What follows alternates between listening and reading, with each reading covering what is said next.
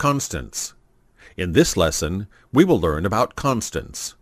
They are similar to the variables, but the values of the variable can be changed during the execution of the program, while the constant cannot be changed. Let me explain with a simple diagram. In C language, constants are divided into two categories, numbers and characters. The number constant has two parts. They are integers and real numbers.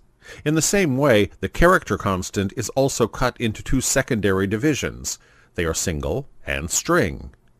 When you use these constants in your C program, you should know the rules.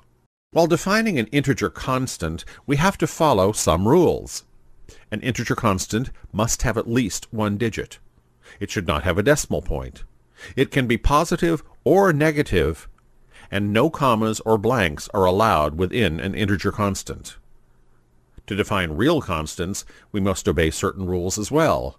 They are, the real constants are often called the constants of floating point.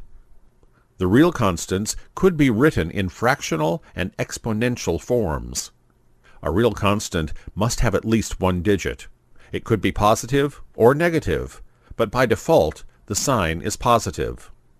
Like the integer and the real constants, the character constants also have some rules. A character constant is a single letter, a single digit, or a single special symbol, set off with single inverted commas. The two inverted commas should move towards the left. For your better understanding, look at this example. The maximum length of a character constant can be one character. From this lesson, you have obtained more knowledge about constants.